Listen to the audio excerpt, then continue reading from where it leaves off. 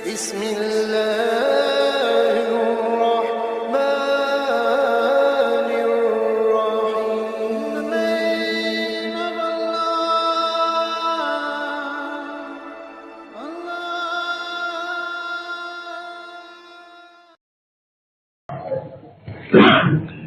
أعوذ بالله من الشيطان الرجيم.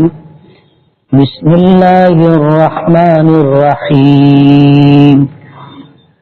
قل يا أيها الكافرون لا أعبد ما تعبدون ولا أنتم عابدون ما أعبد ولا أنا عابد ما عبدتم ولا أنتم عابدون ما أعبد لكم دينكم ولي دين. صدق الله العظيم. سبحانك لا علم لنا إلا ما علمتنا إنك أنت العليم الحكيم. رب اشرح لي صدري ويسر لي امری واحلل عقدۃ من لسانی یفقہوا قولی. پناہ مانگتا ہوں میں اللہ تعالیٰ کی شیطان مردود سے. شروع کرتا ہوں میں اللہ کے نام سے جو بڑا مہربان نہایت رحم والا ہے. آپ کہہ دیجئے کہ اے کافرو، میں نہیں عبادت کروں گا اس کی جس کی تم عبادت کرتے ہو، اور نہ تم عبادت کرو گے اس کی جس کی میں عبادت کرتا ہوں، اور نہیں عبادت کرنے والا ہوں میں اس کی جس کی تم نے عبادت کی، اور تم نہیں عبادت کرو گے اس کی جس کی میں عبادت کرتا ہوں. تمہارے لیے تمہارا دین ہے اور میرے لیے میرا دین ہے. یہ سورہ کافرون ہے. نزول کے اعتبار سے مکی ہے. نبی کریم صلی اللہ علیہ وسلم پر ہجرت کرنے سے پہلے نازل ہوئی. اس میں 6 آیتیں. اس سورت کا شان نزول یہ ہے، اللہ کے نبی صلی اللہ علیہ وسلم نے نبوت و رسالت ملنے کے بعد اللہ کے حکم سے جب توحید کا پیغام دینا شروع کیا، جیسے پیچھے یہ بات آئی کہ ابتدا میں دعوت و تبلیغ کا عنوان صرف توحید تھا. نماز کا حکم تو بعد میں آیا، برسوں بعد میں آیا. روزے کا حکم برسوں بعد میں آیا. زکوٰۃ اور حج کا حکم ایک زمانے کے بعد آیا. جس وقت آپ کو نبوت و رسالت ملی تھی، آپ صرف ایک پیغام دیتے تھے اور وہ توحید کا پیغام تھا کہ یا ایھا الناس قولوا لا الہ الا اللہ تفلحوا. اے لوگو، لا الہ الا اللہ کہو اور اس بات کو دل کے یقین کے ساتھ مانو، کامیاب ہو جاؤ گے. اس کے علاوہ اور کسی بات کا مطالبہ نہیں تھا، صرف توحید کہ شرک سے باز آ جاؤ، کہ اللہ کی ذات میں، اللہ کی صفات میں کسی کو شریک مت کرو. یہی ایک دعوت تھی جو نبی کریم صلی اللہ علیہ وسلم مکے والوں کے درمیان دیا کرتے تھے. اور شرک کرنے والے مکے کے مشرکین کو یہی بات بہت گرا گزرتی تھی کہ ہمارے باپ دادا کا دین ہے بتوں کی پوجا کرنا، ہمارے باپ دادا کا دین ہے الگ الگ کاموں کے لیے الگ الگ معبود ماننا. عجیب و غریب بات تھی. مکہ مکرمہ میں بتوں کی تعداد کیا تھی وہ تو اللہ ہی جانتا ہے. آج بھی مشرکین 33 کروڑ دیوی دیوتاؤں کو مانتے ہیں. آج ہندوستان میں جو مشرکین ہیں وہ 33 کروڑ دیوی دیوتاؤں کو مانتے ہیں، جن کے نام بھی ان کو نہیں معلوم. خود مسجد حرام بیت اللہ میں 360 بت تھے،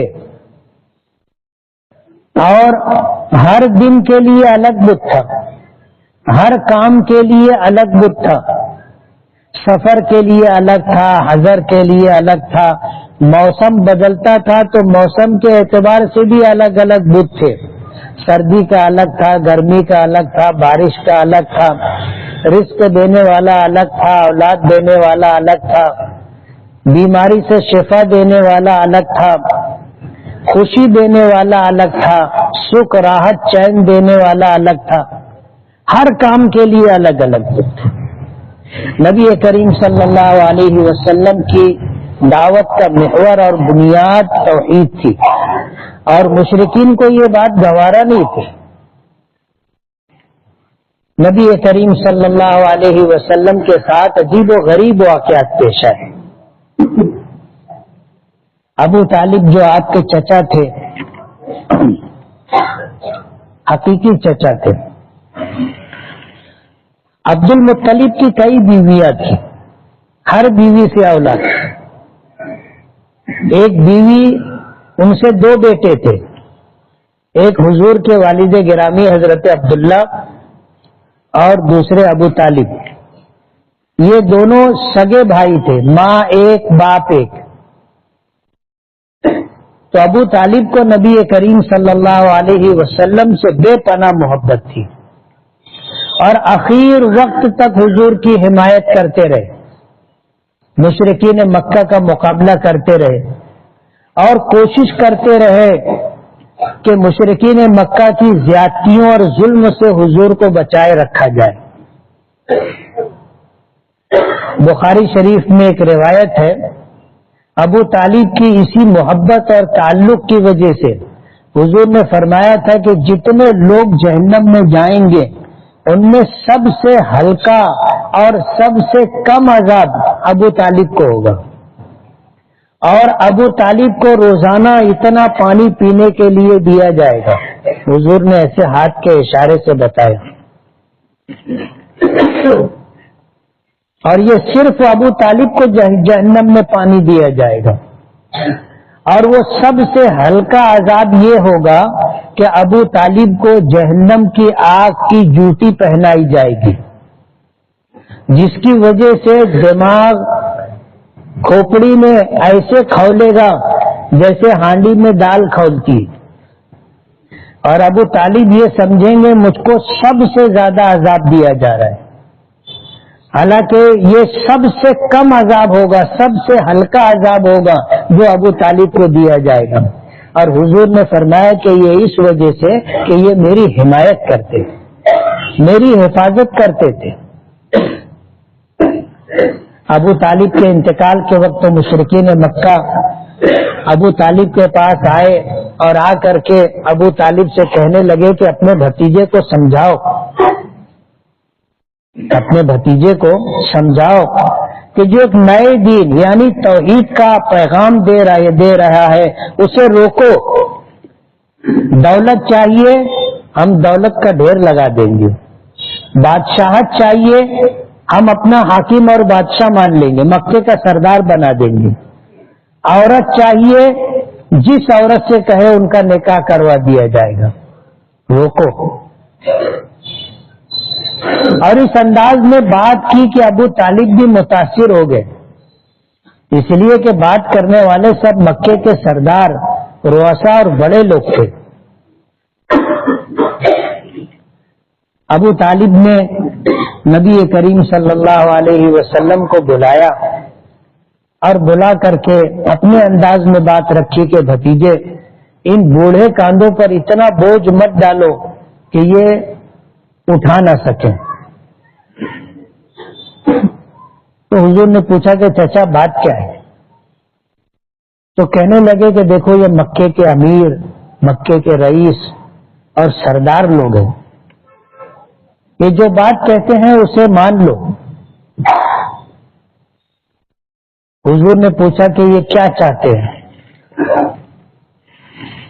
تو بتایا گیا کہ یہ لوگ چاہتے ہیں کہ آپ توحید کا پیغام دینے سے رک جائیں، حضور پاک صلی اللہ علیہ وسلم کی آنکھوں میں آنسو آ گئے کہ مکے میں ایک بڑا سہارا تھا ابو طالب کی شکل میں، اب وہ بھی دھول مل ہو گیا ہے۔ لیکن حضور تو صبر و استقامت کے پہاڑ تھے، دل تو بہت دکھا، لیکن حضور نے 2 ٹوک جواب دیا، اور 2 ٹوک جواب یہ تھا کہ چچا اگر یہ لوگ میرے ایک ہاتھ پر سورج دوسرے ہاتھ پر چاند بھی لا کر رکھ دیں اور یہ چاہیں کہ میں توحید کا پیغام دینے سے، دعوت و تبلیغ سے رک جاؤں، تو ایسا نہیں ہوگا۔ یا تو میں اپنا پیغام اپنا پہنچانے میں، اپنا کام کرنے میں کامیاب ہو جاؤں گا، یا اس راستے میں میں اپنی جان قربان کر دوں گا، لیکن رکوں گا نہیں، ان کی بات نہیں مانوں گا۔ حضور کے اس استقامت کو دیکھ کر ابو طالب نے کہا تھا کہ ٹھیک ہے بھتیجے، تمہیں جو کرنا ہے کرو، جو ہاتھ تمہاری طرف بڑھے گا وہ کاٹ دیا جائے گا، جو آنکھ تمہاری طرف اٹھے گی پھوڑ دی جائے گی۔ اسی حمایت اور تائید کی وجہ سے ابو طالب کو جہنم میں سب سے ہلکا عذاب دیا جائے گا۔ موت کا وقت تھا، مشرکین مکہ نے، حضور نے اپنے چچا کو کہا کہ آپ ایک مرتبہ کلمہ پڑھ دیں، میرے کان میں پڑھ دیں، احاجک بہا عند اللہ یوم القیامہ، میں کل میدان محشر میں قیامت کے دن آپ کی طرف سے اللہ کی بارگاہ میں جھگڑوں گا۔ اور ابو طالب پڑھ بھی دیتے کلمہ، لیکن جو مشرکین مکہ وہاں تھے وہ کہنے لگے کہ ابو طالب، مکے کی بوڑھی عورتیں تم کو تانا دیں گی کہ موت کے ڈر سے باپ دادا کا دین چھوڑ کر ایک نئے دین کو تم نے قبول کر لیا۔ یہ وہ بات تھی کہ ابو طالب کلمہ نہیں پڑھ سکے، اور ان کی زبان سے نکلا اموت علی ملت عبد المطلب، میں اپنے باپ عبد المطلب کے دین اور مذہب پر مرتا ہوں۔ ظاہر بات ہے توحید قبول کرنے سے انکار کر دیا تھا، شرک اور بت پرستی پر قائم رہے، اسی پر ان کا انتقال ہو گیا۔ حضور پاک صلی اللہ علیہ وسلم کو بہت صدمہ، بہت دکھ ہوا،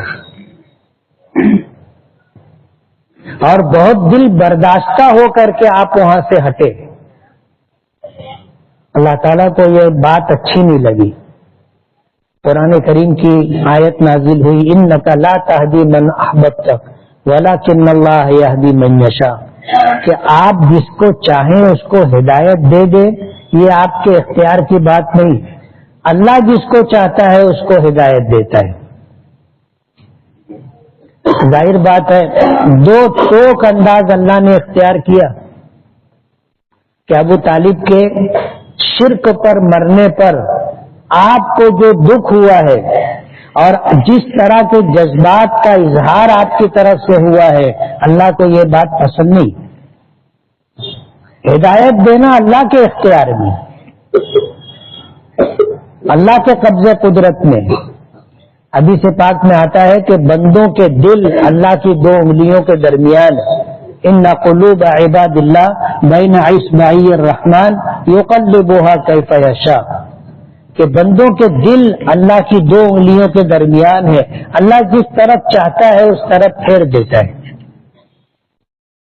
اگر کسی کو ہدایت ملی ہے تو یہ اللہ کی عطا و بخشش ہے، اپنا کوئی کمال نہیں، اپنا کوئی کمال نہیں، یہ اللہ کا کرم ہے، اس کا فضل ہے، اس کی عطا و بخشش ہے کہ اللہ نے ہدایت دی، اور اس پر ہمیشہ ہمیں اللہ کا شکر ادا کرنا چاہیے۔ اللہ نے ہمارے لیے تو بہت آسان کر دیا کہ مسلمان ماں باپ کی گود میں ہمیں ڈال دیا۔ ماں باپ مسلمان تھے، ہمیں بھی اسلام مل گیا، ہدایت مل گئی، ورنہ دھرم پریورتن بہت مشکل کام ہے.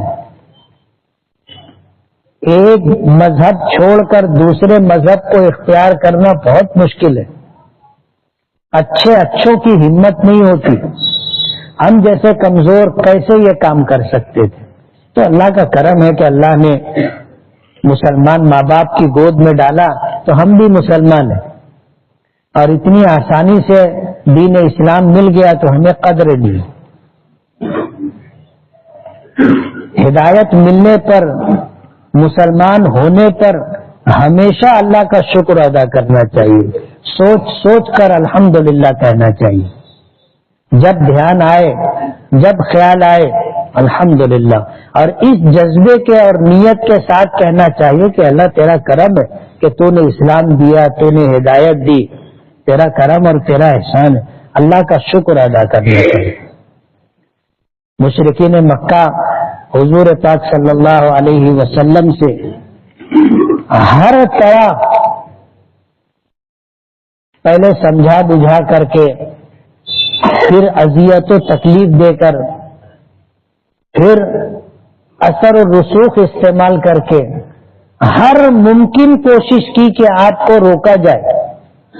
انہی کوششوں میں سے کوشش یہ بھی تھی کہ مشرکین مکہ نے حضور سے مصالحت کی بات کی. مصالحت کی بات، اور وہ بات یہ تھی کہ چلو اب تم نہیں مانتے ہو تو ایسا کر لیتے ہیں کہ 1 سال تم ہمارے بتوں کی پوجا کرو اور پھر 1 سال ہم تمہارے اللہ کی عبادت کریں گے. جھگڑا ختم کرو.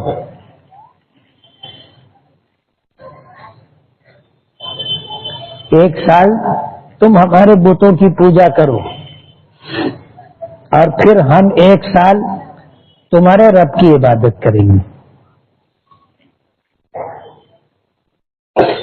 جب یہ بات سامنے آئی تو اللہ پاک نے یہ سورت نازل فرمائی، سورہ کافرون، اور اپنے محبوب کو حکم دیا، قل، آپ کہہ دیجئے، یا ایھا الکافرون، اے کافرو، اے اللہ کی توحید کے منکرو، لا اعبد ما تعبدون، میں جن کی تم پوجا کرتے ہو ان کی کبھی پوجا نہیں کروں گا. ولا انتم عابدون ما اعبد، اور تم اس کی جس کی میں عبادت کرتا ہوں تم عبادت نہیں کرو گے. ولا انا عابد ما عبدتم، اور میں ان کی عبادت کرنے والا نہیں جن کو تم پوچھتے ہو، اور تم اس اللہ کی عبادت کرنے والے نہیں جس کی میں عبادت کرتا ہوں. یہ بات 2 مختلف انداز میں کہی گئی اور مفسرین نے علمی اعتبار سے عجیب و غریب اس کی تفسیر کی ہے. علمی اعتبار سے ہمارے لیے سمجھنے کی بات یہ ہے کہ یہ 2 مرتبہ یہ بات کہی ہے تو تاکید اور تائید کے لیے. جیسے ہم لوگ کبھی کبھی بار بار بولتے نا، میں بار بار بول رہا ہوں، 2 مرتبہ بول دیا پھر بول رہا ہوں، اپنی بات میں وزن اور تاکید پیدا کرنے کے لیے. بعض مفسرین نے اس کو حال اور مستقبل پر تعبیر کیا ہے کہ میں کبھی بھی تمہارے معبودوں کی عبادت نہیں کروں گا، نہ آج، نہ اب، نہ آئندہ. یہی بات 2 انداز میں اللہ پاک نے کہی. جب یہ صورت نازل ہوئی، حضور پاک صلی اللہ علیہ وسلم نے مصالحت کی گفتگو کرنے والے اور اس پیشکش کو لے کر آنے والوں کے سامنے تلاوت کی، پڑھ کر کے یہ صورت سنا دی اور 2 ٹوک انداز میں کہہ دیا، لکم دینکم ولی دین، تمہارے لیے تمہارا دین، میرے لیے میرا دین.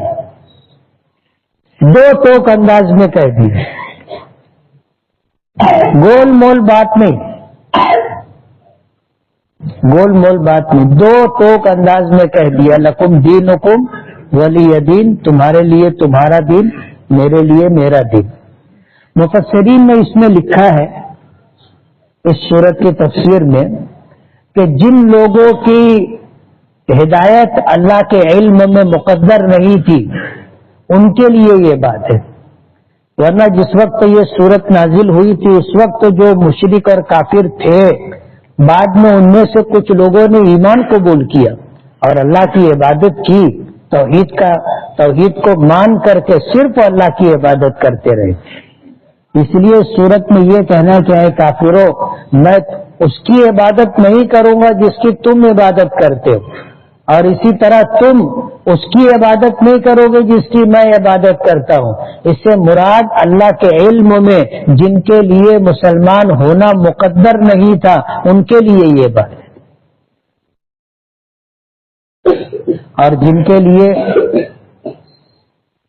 اس کو پکڑ لے گر جائے گا یہ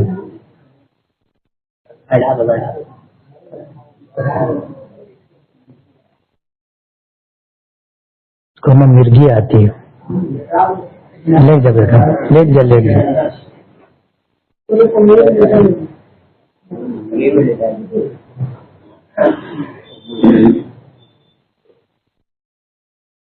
لکم دینکم ولی دین، تمہارے لیے تمہارا دین ہے اور میرے لیے میرا دین ہے۔ یہ آخری بات ہوتی ہے جب سمجھانے سے آدمی نہیں سمجھتا اور سمجھانے والا یہ سمجھ لیتا ہے کہ اب اس کو سمجھانا بیکار ہے، تو صاف ستھری بات دو ٹوک انداز میں کہہ دی جاتی ہے کہ اب تم کو کیا کرنا ہے تم کرو، مجھ کو جو کرنا ہے میں کروں گا۔ حضور نے اللہ کے حکم سے کہہ دیا، لکم دینکم ولی دین، تمہارے لیے تمہارا دین، میرے لیے میرا دین۔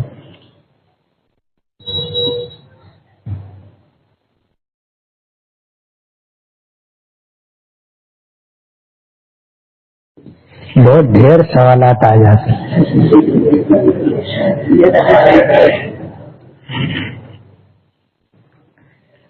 مفتی صاحب خیبر کی جنگ کا معرکہ کس طرح پیش آیا تفصیل سے بتائیں۔ تاریخ میرا موضوع نہیں ہے، میں مسئلے مسائل بتاتا ہوں۔ غزوہ خیبر حضور پاک صلی اللہ علیہ وسلم نے یہودیوں کے خلاف لڑی تھی، یہ جنگ یہودیوں سے تھی، اور خیبر ایک علاقے اور ایک قلعے کا نام ہے، جو یہودی وہاں رہتے تھے قلعہ بند ہو کر کے، ان سے جو جنگ ہوئی تھی اس کو غزوہ خیبر جنگ خیبر کہا جاتا ہے۔ قصر نماز کی نیت کس طرح کرے؟ قصر نماز سفر میں نماز جو پڑھی جاتی ہے، اس سفر میں جو سفر شرعی ہو، یعنی 48 میل سے زیادہ کا سفر ہو، تو اس میں آدمی مسافر شرعی کہلاتا ہے، اور اگر 48 میل سے کم کا سفر ہو تو آدمی شرعن مسافر نہیں، وہ پوری نماز پڑھے گا۔ اور جو 48 کلومیٹر سے زیادہ یعنی 77 کلومیٹر کا اگر سفر ہوگا تو آدمی مسافر کہلائے گا اور وہ قصر کرے گا۔ قصر کا مطلب یہ ہے کہ 4 رکعت والی نماز 2 رکعت پڑھیں گے، 2 کی 1 نہیں پڑھیں گے، اور 3 کی 1.5 نہیں پڑھیں گے۔ ظہر ہے، عصر ہے، عشاء ہے، 4 رکعت والی نماز کو 2 رکعت کر کے پڑھیں گے۔ اور ہمارے یہاں یہ 2 رکعت پڑھنا واجب ہے، اگر کوئی آدمی 4 پڑھے گا تو اس کی نماز نہیں ہوگی۔ جیسے ابھی عشاء کی نماز ہم نے پڑھی، اگر ہم اپنے مقام پر رہتے ہوئے ظہر عصر عشاء کی نماز 2 رکعت پڑھے تو ہوگی؟ نہیں ہوگی۔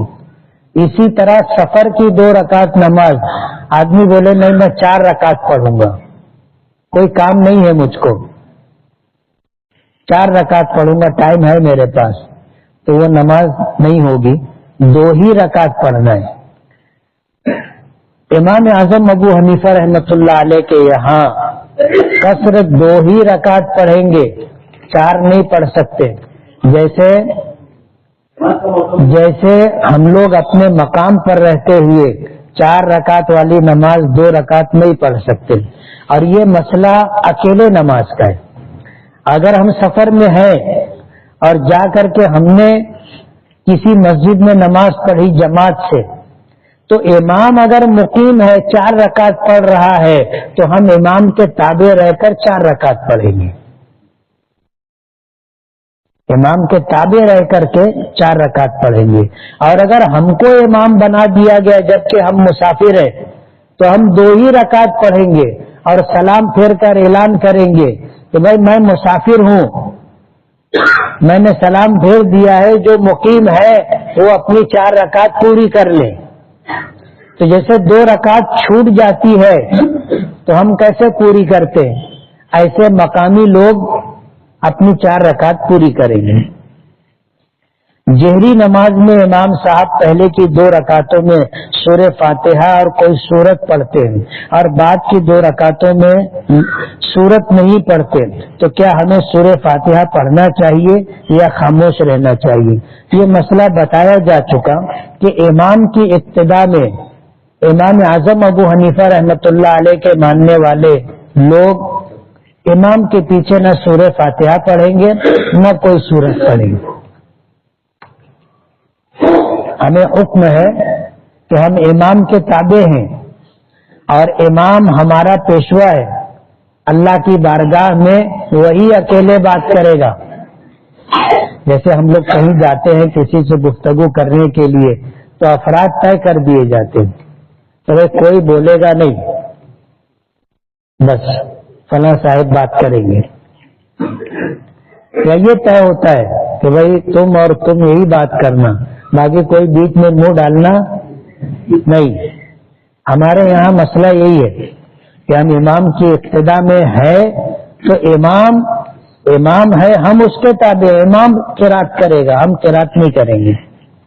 خضر نام رکھ سکتے ہیں کیا؟ رکھ سکتے ہیں، یہ اللہ کے ایک برگزیدہ بندے کا نام ہے جن کے بارے میں اختلاف ہے کہ وہ اللہ کے نبی تھے یا نہیں۔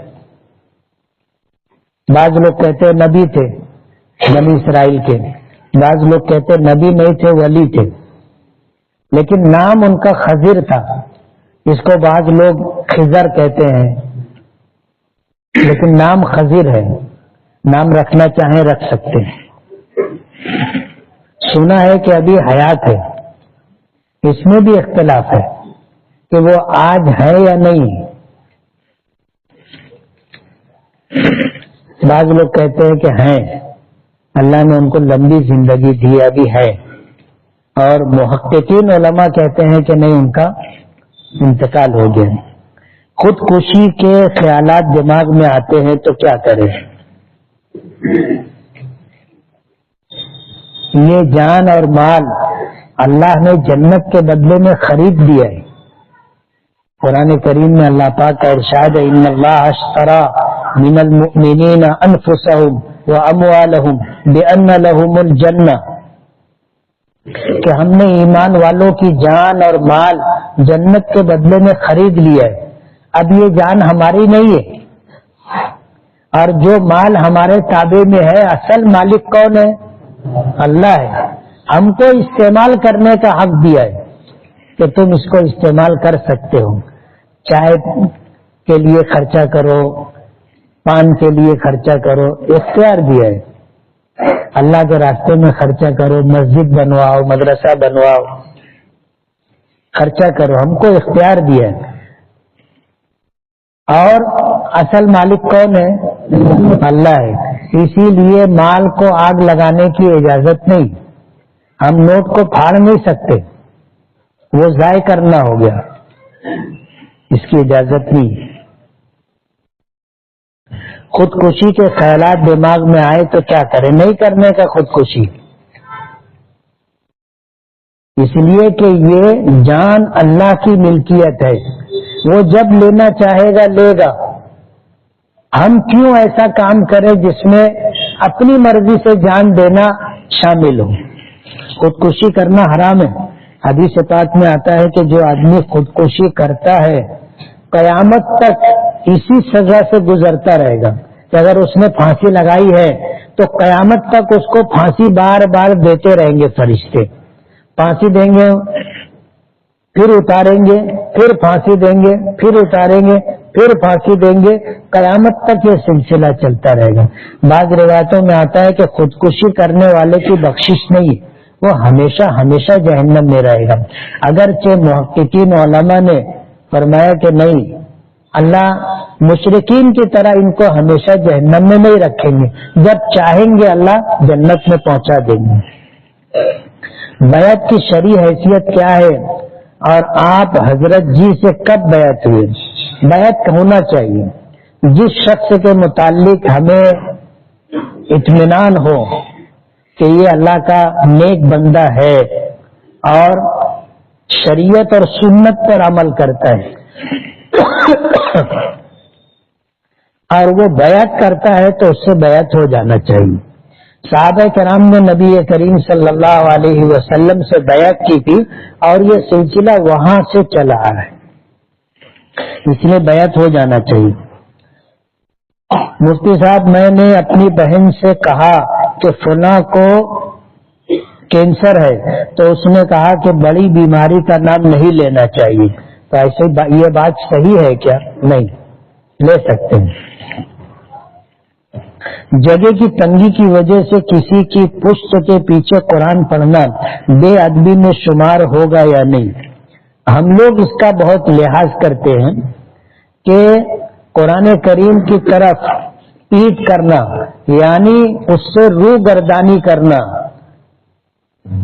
اس کے حکموں کو نظر انداز کرنا، من مانی کرنا، یہ تو ہے برا. صورتاً بھی قرآن کریم کی طرف پیٹ کرنا ہمارے یہاں بے ادبی سمجھا جاتا ہے، لیکن یہ گناہ نہیں. ضرورت ہو تو ہم لوگ جہاں چاہیں جس رخ پر چاہیں بیٹھ کر کے قرآن کریم کی تلاوت کر سکتے ہیں. اگر کوئی آدمی آگے بیٹھا ہے تو ہم اس کے پیچھے بیٹھ کر کے بھی تلاوت کر سکتے ہیں.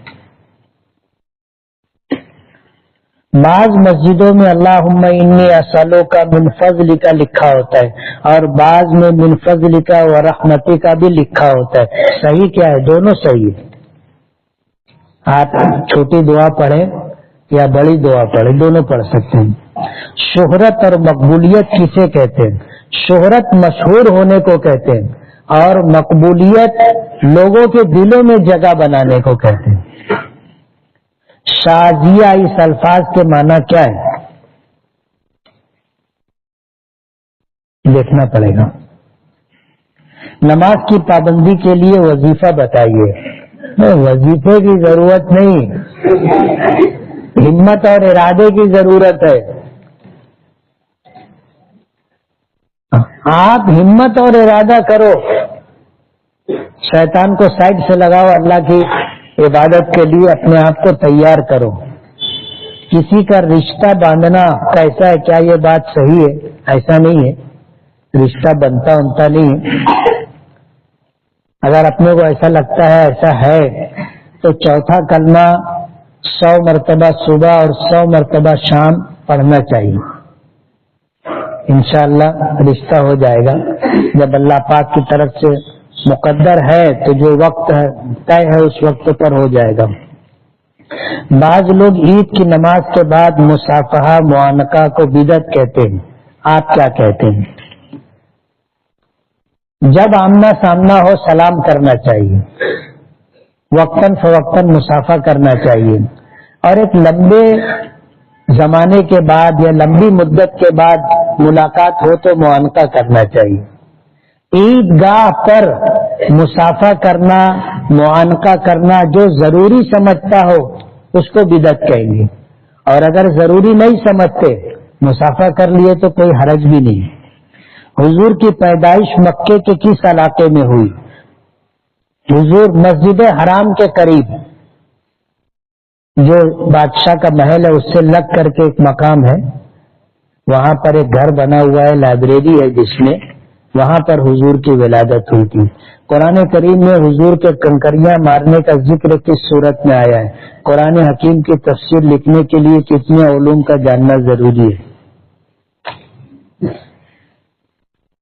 عشاء کی نماز جب جی ہو، عشاء کی نماز کیا لکھا ہے معلوم؟ عشاء کی نماز کا وقت مغرب کا وقت ختم ہونے کے بعد شروع ہوتا ہے، صبح صادق تک رہتا ہے، لیکن آدھی رات کے بعد عشاء کی نماز پڑھنا مکروہ ہے، یعنی 12 بجے سے پہلے پڑھ لینا چاہیے۔ اور وتر کی نماز فرض کے تابع ہے، یعنی پہلے عشاء کی نماز پڑھیں گے، اس کے بعد وتر پڑھیں گے۔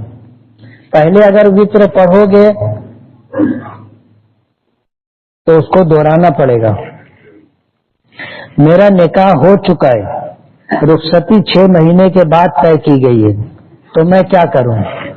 صبر کر، انتظار کر۔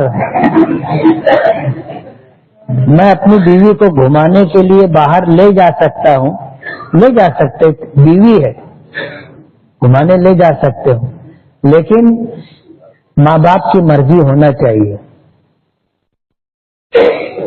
ورنہ سماجی طور پر اس کو برا سمجھا جاتا ہے اور بسا اوقات مصیبت اور پریشانی پیش آتی ہے۔ کچھ لوگ ایسے ہوتے ہیں بلا وجہ گھیر لیتے ہیں اور بولتے ہیں الٹر ہے، بولے الٹر۔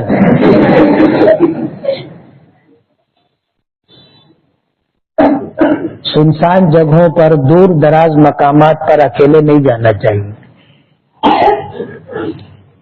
3 سال سے رنگین ساڑی کی مزدوری نہیں بڑھی ہے، مہربانی کر کے مزدوروں کے بارے میں بولیے، بولیں گے انشاءاللہ۔ مشرک کو بخشا نہیں جائے گا، یہ فرمان قرآن مجید کی کس صورت میں؟ اعلانیہ تبلیغ سے پہلے شروع کے 3 سالوں میں کتنے افراد مسلمان ہوئے تھے؟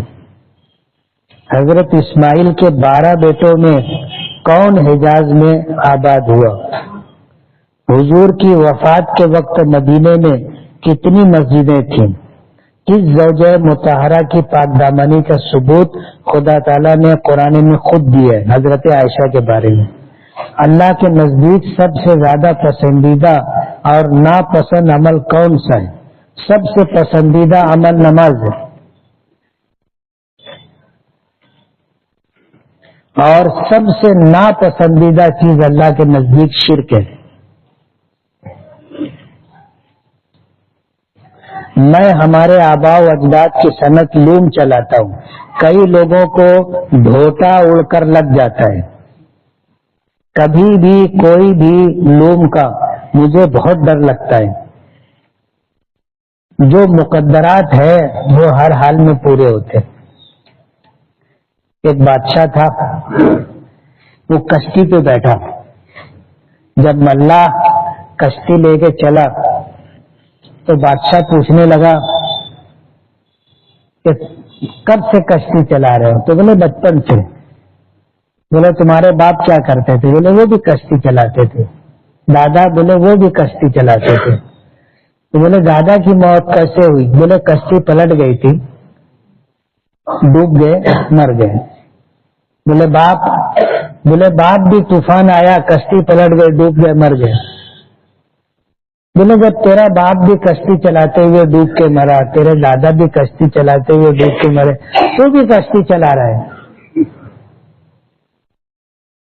تو اس نے پوچھا کہ بادشاہ سلامت، آپ کہاں رہتے ہو؟ بولے محل میں۔ بولے تمہارے والد کہاں رہتے؟ تو بولے محل میں۔ دادا؟ محل میں۔ تو بولے دادا کہاں مرے؟ بولے محل میں مرے۔ باپ کہاں مرے؟ بولے محل میں۔ بولے جس جگہ تمہارے باپ اور دادا مرے تم پھر وہیں رہ رہے ہو، تو جس کو دھوتا لگنا ہے اس کو لگے گا۔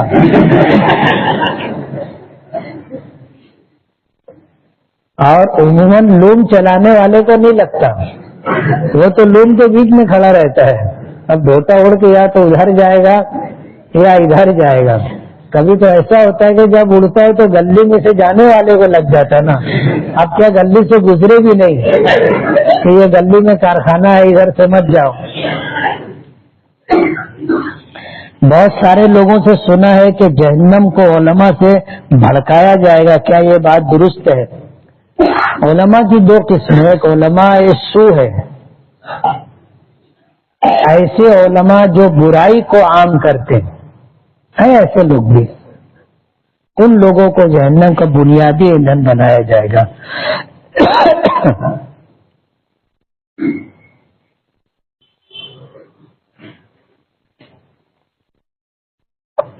مجھ سے ایک آدمی نے 50,000 روپے لیے یہ کہہ کر کے کہ یہ رقم تجھے 12 گھنٹوں میں لوٹا دوں گا، مگر 1 مہینہ ہو گیا ٹہلا رہا ہے. پھر میں نے اس سے جھوٹ بول کر کہ مجھے کریڈٹ کارڈ کا بل بھرنا ہے، ابھی مجھے دے دو، کل واپس کر دوں گا، جو کہ میرا ہی پیسہ تھا، لے لیا اور پھر واپس نہیں کیا. تو کیا یہ دھوکہ ہے؟ نہیں، یہ دھوکہ نہیں. اب ظاہر بات ہے کہ وہ جھوٹ بول کر کے لیا، 12 گھنٹے کے لیے نہیں دے رہا ہے، 1 مہینے سے ٹہلا رہا ہے. اب اگر تم یہ بول کر کے کہ بھائی مجھے ضرورت ہے، ظاہر بات ہے پیسے کی ضرورت تو ہے، اب کریڈٹ کارڈ بول کر کے اس میں تم پیسہ واپس لیے اور یہ بول کر کے کہ میں تم کو کل واپس کر دوں گا، اپنا پیسہ لینے کے لیے یہ حکمت اختیار کی.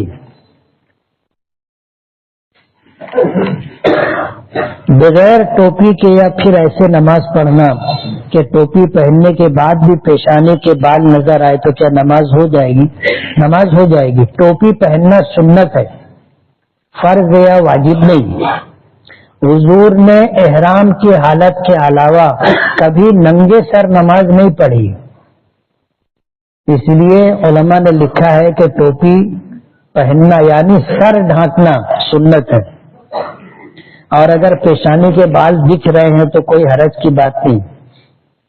نماز پڑھتے ہوئے موبائل، رومال جیسی چیز آگے رکھ کر نماز پڑھنا کیسے رکھ سکتے؟ کوئی بات نہیں. نفس پر قابو کیسے پائیں؟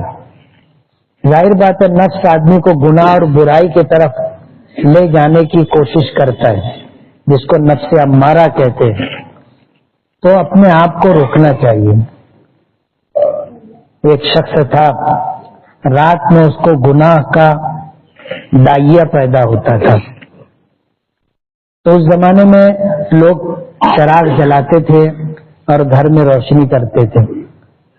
تو وہ قرآن کریم کی تلاوت کرتے تھے اور جب ایسا خیال آتا تھا تو انگلی چراغ کی لو میں ایسے لگاتے تھے. ظاہر بات ہے چٹکا تو لگے گا. تو اپنے آپ کو سمجھاتے تھے کہ دنیا کی آگ برداشت نہیں ہوتی، جہنم کی آگ کیسے برداشت کروں.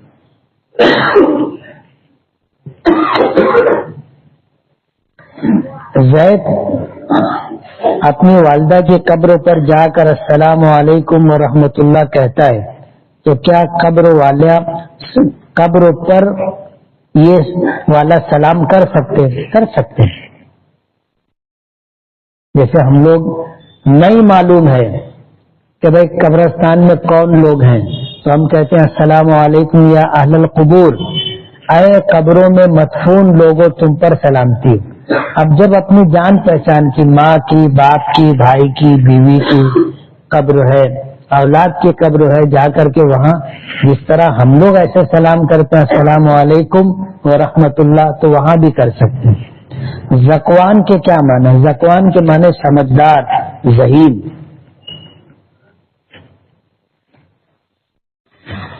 حدیث مبارکہ سے یہ بات معلوم ہوتی ہے کہ جب استاد شاگرد کو مارتا ہے تو اس حصے پر جہنم کی آگ اثر نہیں کرے گی، مگر یہ حکم دینی تعلیم کے استادوں کے لیے ہے یا عصری تعلیم کے اساتذہ کے لیے؟ سب کے لیے،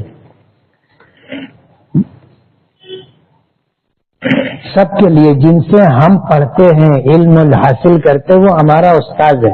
وہ سختی کرے، اس کی سختی کو خوشدلی سے برداشت کرنا چاہیے.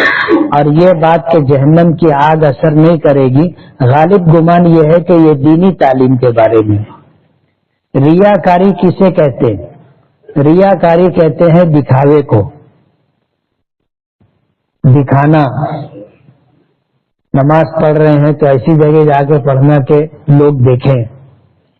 یا ہم نماز پڑھ رہے ہیں اور دل میں خیال یہ ہو کہ لوگ دیکھیں، لمبی رکعت، لمبا رکوع، لمبا سجدہ، تاکہ لوگ بولے گا یار بہت شاندار نماز پڑھتا ہے.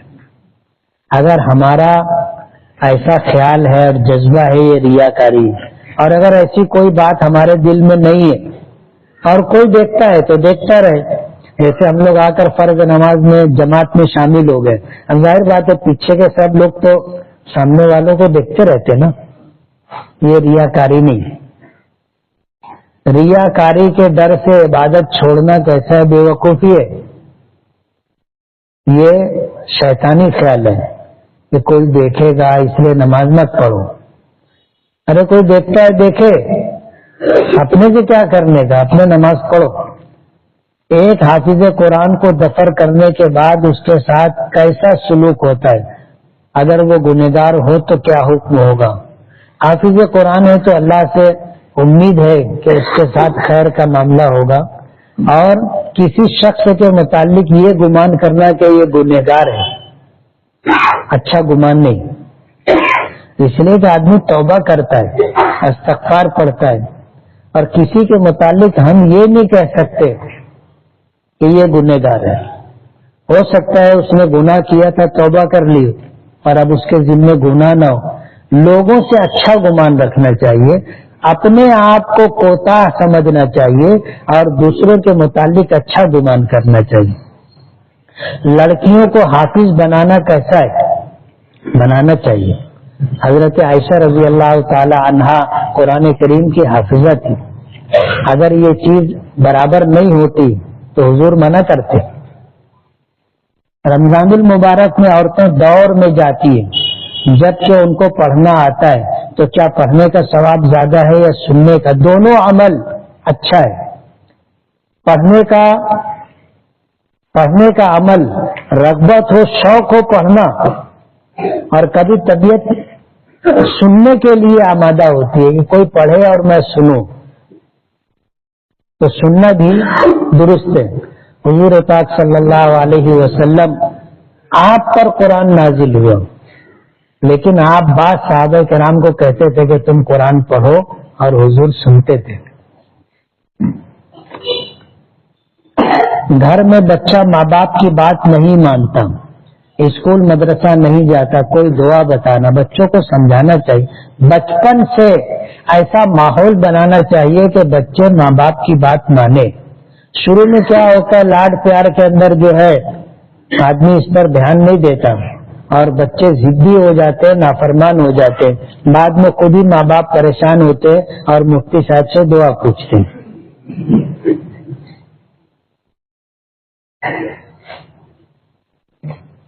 کیا طوطا گھر میں پالنے سے غریبی اور مفلسی آتی ہے؟ ایسا نہیں. ہم جانور پال سکتے ہیں، حضور کے زمانے میں بھی لوگ پالتے تھے، لیکن جانور بے زبان ہوتا ہے. اگر وہ بھوکا اور پیاسا ہوگا تو شکایت کس سے کرے گا؟ اللہ سے کرے گا. اگر جانور پالتے ہو تو پھر ان کا دھیان اور خیال بھی رکھنا ضروری. کیا مردوں کا لمبے بالوں میں چوٹی ڈالنا سنت ہے؟ نہیں. حضور نے لمبے بال رکھے لیکن کبھی چوٹی نہیں ڈالی، اس لیے سنت سمجھنا غلط ہے. ہیئر ٹرانسپلانٹ کرنا کیسا ہے؟ کروا سکتے ہیں، اور اس سے اچھا ہے کہ ٹوپی پہنو. اگر میدان بھی ہے تو کسی کو دکھے گا؟ نہیں دیکھے گا. میرا بھی پورا صاف ہے، یہ سب چکر میں نہیں پڑنے کا. کبوتر پالنا کیسا ہے؟ جائز ہے. کیا زمین میں دفینہ ہوتا ہے؟ ہوتا ہے. تم پیسہ گاڑ دو تو زمین میں رہے گا کہ نہیں رہے گا؟ ایسے ہی پیسہ دفینہ ہوتا ہے. پرانے زمانے میں لوگ پیسوں کی حفاظت کے لیے دیوار میں چن دیتے تھے، زمین میں دفن کر دیتے تھے حفاظت کے پیش نظر، اور اچانک انتقال ہو گیا، نہیں نکال پائے تو وہ زمین میں رہتا ہے. پرانا مکان کبھی دیواروں میں کچھ نکلتا ہے، کبھی زمین کھودو تو زمین سے کچھ نکلتا ہے. یہ ایسا ہی ہوتا ہے.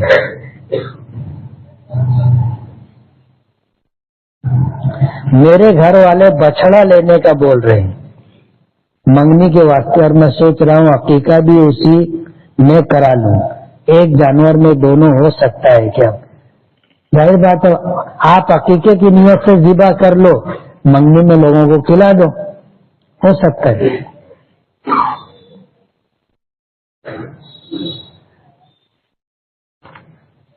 نماز تہجد کا وقت کب سے شروع ہوتا ہے؟ کیا عشاء کی فرض اور وتر سے پہلے تہجد پڑھ سکتے ہیں کیا نہیں پڑھ سکتے؟ تہجد کا وقت آدھی رات سے شروع ہوتا ہے، اور تہجد جو ہے کوئی فرض نماز نہیں، نفل نماز ہے، اس لیے ہم لوگ سونے سے پہلے پڑھ سکتے۔ اگر اخیر رات میں آنکھ نہیں کھلتی، رات کے اخیر حصے میں بہتر وقت ہے تہجد کا، لیکن اگر ہماری آنکھ نہیں کھلتی اور ہم تہجد پڑھنا چاہتے ہیں تو سونے سے پہلے عشاء کے فرض نماز کے بعد پڑھ سکتے ہیں۔ 2 رکعت والی نماز میں پہلی رکعت میں سورہ ناس پڑھ لی، اب دوسری میں کیا الف لام میم ذالک الکتاب والی سورت پڑھ سکتے ہیں کیا؟ پڑھ سکتے ہیں۔ فرض نمازوں میں ترتیب ضروری ہے، خلاف ترتیب پڑھنا مکروہ ہے۔ اگر نفل نماز ہے تو آپ نے پہلی رکعت میں سورہ ناس پڑھ لی، دوسری رکعت میں سورہ فلق پڑھ سکتے، لیکن فرض نمازوں میں پہلے سورہ فلق پڑھیں گے پھر سورہ ناس پڑھیں گے، اس کے خلاف کرنا مکروہ ہے۔ زید امامت کر رہا ہے، سجدے سے اٹھ کر قیام کے لیے کھڑا ہوتا ہے تو مصلی پہلے ہاتھ باندھتے ہیں، بعد میں امام ہاتھ باندھتے، مصلی تذبذب میں رہتے ہیں کہ کیا کریں۔ کیا پوچھنا چاہتے ہیں میں سمجھا نہیں۔ ظاہر بات ہے لوگ امام کے تابع ہیں، امام امامت کر رہا ہے، وہ پہلے اٹھے گا، وہ پہلے ہاتھ باندھے گا، ہم لوگ اس کے تابع ہیں، ہر عمل میں اس کے پیچھے رہیں گے۔ اب اگر امام سے تاخیر ہوتی ہے تو امام کو تاخیر نہیں کرنا چاہیے۔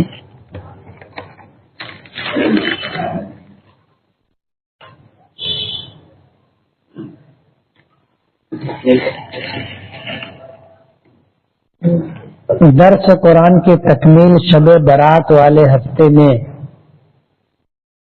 بہت جیسے اپنے شہر کے بیرون شہر ملازمت کرتے ہیں تاکہ وہ بھی تکمیل میں شرکت کر سکیں۔ درس قرآن کے ختم کے موقع پر قاری احمد علی فلاحی صاحب کو بلایا جائے۔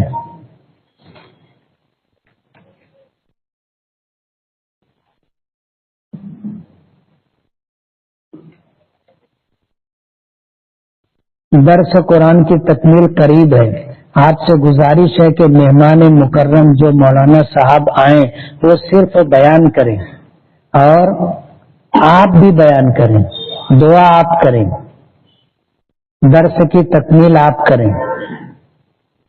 کمیٹی بنائی گئی ہے اور مشورے سے دیکھتے ہیں کہ کوئی بزرگ عالم آ جائے اور وہ تکمیل کرا دے۔ ابھی مشورہ چل رہا ہے۔ رجب شعبان میں مدرسوں کے پروگرام زیادہ رہتے تو لوگوں کا آنا مشکل ہے، کوئی آئے گا تو انشاءاللہ وہ کریں گے، نہیں تو میں کر لوں گا۔ بسم اللہ الرحمن الرحیم۔